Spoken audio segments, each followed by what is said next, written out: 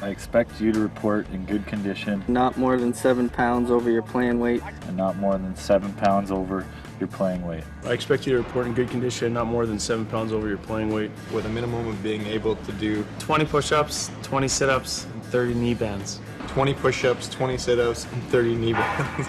20 push-ups, 30 sit-ups, and 30 knee bends. So if that were the test for the Calgary Flames in 1984, I would have passed them. Well, it looks like a John Tortorella training camp. That sounds like a house league team now. But unfortunately, I failed them.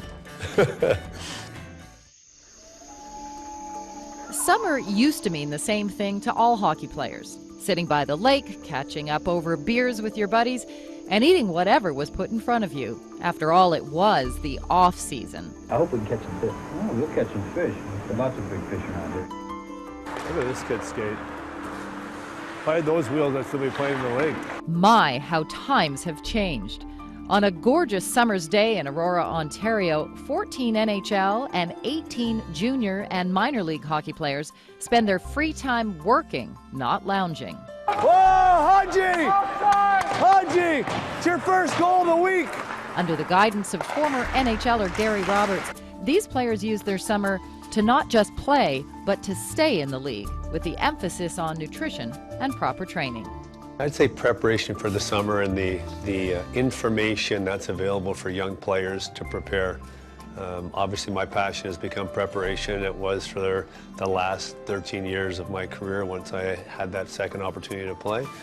And it continues now to be my passion, helping young players prepare and hopefully helping them avoid some of the challenges that I had. Times have changed, obviously. The game has taken a drastic change in the way guys prepare for games, the way it's more or less a 12 months of the year job now. And you know, when I got started with Gary, I think it was 5 summers ago now, that's when you see the hard work and the correlation now of the good players in the game and their work ethic. So if you don't come to shape, or if you don't come to camp in shape now, you'll be packing pretty quick. In the old days they went to camp and that's when they got in shape. Now you know, we're peaking and coming in full force and being ready for camp. So it's changed, but guys are younger now, bigger, stronger, and it's a different game out there. Roberts embraces the opportunity to teach players the importance of not only staying fit during the season, but preparing your body in the summer. It's a luxury he never had himself in his early playing days. I was always a hard worker, but with not really a plan.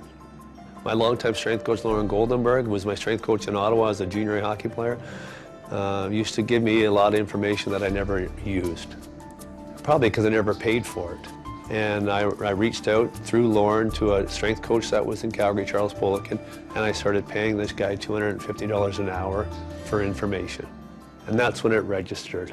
In my opinion, what I did at 30 years old to give myself a second chance to play in the NHL was a pretty wise investment. It cost me a lot of money for 1 year of education. I was with Charles Poliquin every day for almost 10 months and made a comeback and played almost 13 more years. Dedication to nutrition and fitness wasn't always a part of Robert's life. In 1996, after 2 serious neck injuries, he was forced into early retirement. After a few months away from the game, Roberts began to reflect, then regroup with a different plan to prepare his mind and body for the daily rigors of NHL life. Looked at myself in the mirror. I haven't really trained since April. At the time I was thinking, well, no big deal, I won't work out anymore, I'll just play golf and relax. And I remember looking at myself in November and saying, wow, I don't like the way I look, I don't like the way I feel.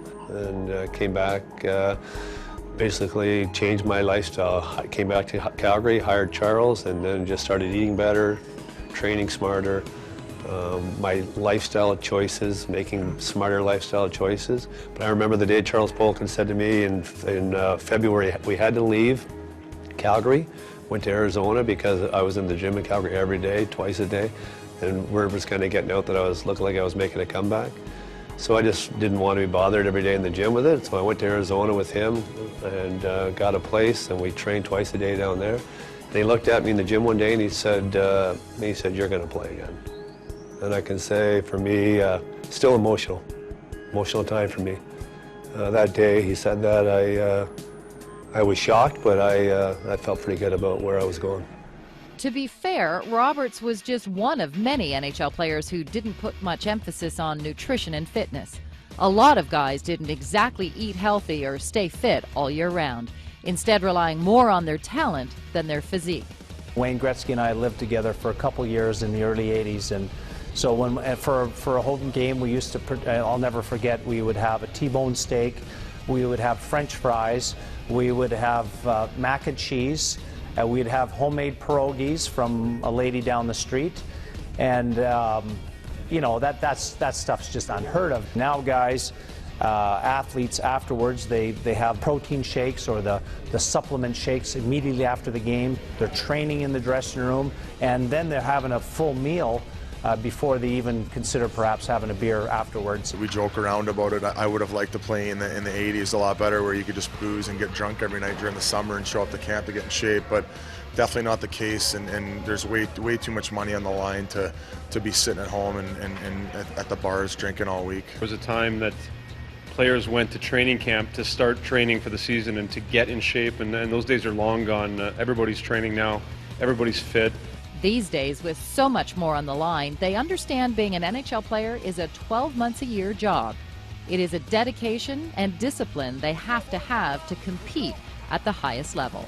My second or third year in the league, I think, you know, it started to get a lot more important, and it became a 24-hour, 365-day-a-year job instead of 10 months a year. I think the players these days really start early.